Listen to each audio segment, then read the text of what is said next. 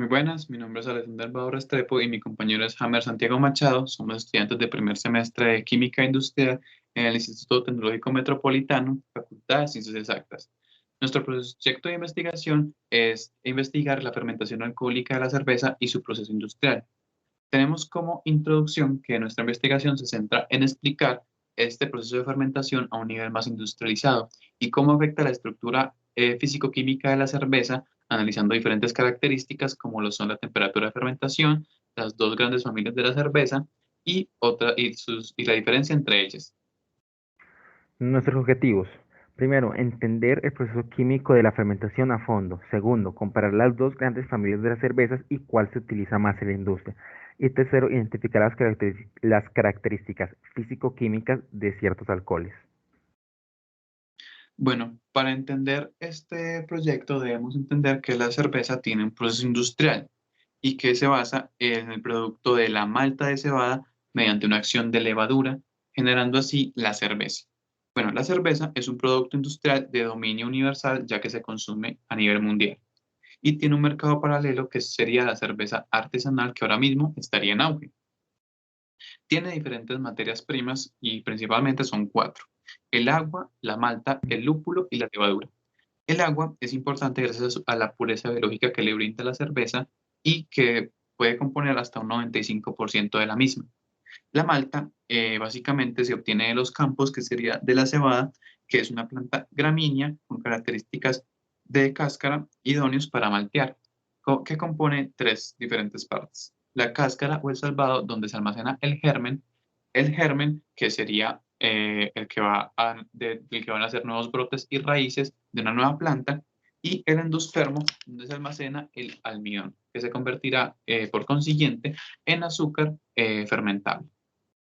Bueno, la malta es básicamente el grano de cereales sometido a un proceso de malteado. Estos granos podrán variar dependiendo del tipo de cerveza que se busque obtener, ya que pueden usarse cebada, trigo, centeno, avena o otros tipos de granos. Bueno, el proceso de malteado es básicamente humedecer estos granos para facilitar la germinación y que se liberen estas enzimas, transformando el almidón en azúcares fáciles de fermentar y de metabolizar. Luego, separa esta germinación secando estos granos en hornos especiales. Se obtienen distintos tipos de malta a partir del tipo de grano y proceso de secado que se use en la elaboración de diferentes cervezas. Como primero tenemos unas maltas base que se usan en las cervezas Pilsner, Lager o Munich, que sería básicamente secar estos granos de 35 a 60 grados centígrados y luego tostarlos de 80 a 105 grados centígrados para luego hacer un proceso de maceración o de cocción. Muy diferente al proceso de maltas especiales, que sería calentar los granos directamente verdes a 65 grados centígrados, omitiendo así el proceso de maceración para continuar con el de cocción. El lúpulo. El lúpulo es responsable del amargor de esta cerveza, que es una buena contraparte del dulzor que se generó en la malta. Tiene propiedades antioxidantes, clarificantes, antibacterianas, conservantes, liberando así las impurezas de este mosto, que el mosto como tal es la combinación de toda la malta y el proceso de macerado anteriormente mencionado.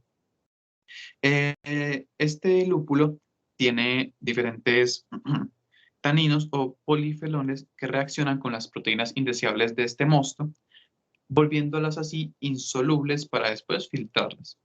Los microorganismos utilizados en la cerveza, o las levaduras, que es el protagonista, son organismos unicelulares que fermentan este mosto, que tienen una capacidad de metabolizar azúcares en alcoholes, y la que más se usa en la industria son las Saccharomyces cerevisiae. Y este proceso de fermentación que genera la levadura lo explicará mi compañero más adelante. Se debe entender este proceso de creación de cerveza en diferentes pasos, que sería la maturación malta, que es donde se separan las cáscaras del grano en los cereales, donde en un tipo de molino se introduce el agua en estos granos. La maceración, que es donde los granos se echan en agua con altas temperaturas, liberando así enzimas en el interior, transformándolas en este almidón resultante del malteado, para generar así azúcares fermentables. Y ayuda también a que después de varias circulaciones del mosto quede limpio. La cocción del mosto es donde se esteriliza el mosto, matando bacterias y hongos, eliminando compuestos volátiles y coagulando proteínas. La fermentación después, este proceso lo entenderá mi compañera más adelante, la clarificación y estabilización, que es donde se eliminan sustancias y se distinguen aquí las cervezas industriales de las artesanales. Luego pasaríamos al embotellado y, incluso en algunos casos, sería una segunda fermentación, donde cervezas de alta fermentación se almacenan en un barril o botella con algo de azúcar para que continúe fermentando. Bien, el proceso de fermentación. Primero hay que entender que este proceso de fermentación se hace de manera anaeróbica, o sea que no hay presencia de oxígeno y se libera CO2. Ahora, este proceso de fermentación es un proceso catabólico, en el cual consiste en que algunos organismos algunos organismos utilizan para obtener energía y nutrientes a partir de ciertos compuestos orgánicos. Como objetivo principal es la síntesis de la ATP, o también conocido como adenosín trifosfato. Entonces, en este proceso de fermentación ocurre primero la glucólisis. ¿Qué es la glucólisis? La reacción de la glucosa con el ADP, también conocido como adenosín difosfato, junto con el NAD, que sería el dinucleótido de nicotinamina y adenina de forma oxidada. Estos te reaccionan para generar ATP, que sería, ya explicado, el adenosín trisfosfato, ácido pirúvico y NADH, que sería el mismo dinucleótido de nicotinamina y adenina en forma reducida.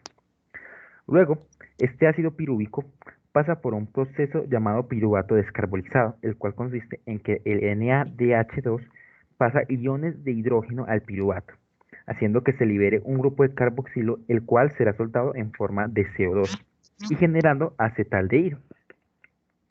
Luego, el NADH pasa sus electrones al acetaldehído, generando el etanol final y regresando a ser el NAD, el cual ese será para mantener la glucólisis y este mismo proceso una y otra vez. En la parte de abajo se muestra la fermentación alcohólica de forma más explicada. El azúcar reacciona con las levaduras generando etanol, CO2 y ATP.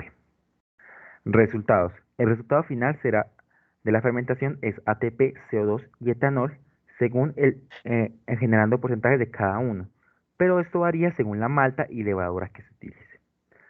Las mayores industrias que utilizan que hacen este proceso, o la mayor industria de la cerveza aquí en Colombia, es Bavaria, la cual produce cervezas tipo lager, las cuales son las que más se acostumbran en el sector de la industria cervecera.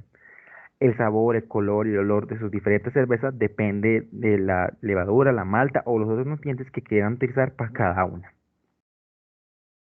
A continuación, mi compañero explicará las siguientes tablas.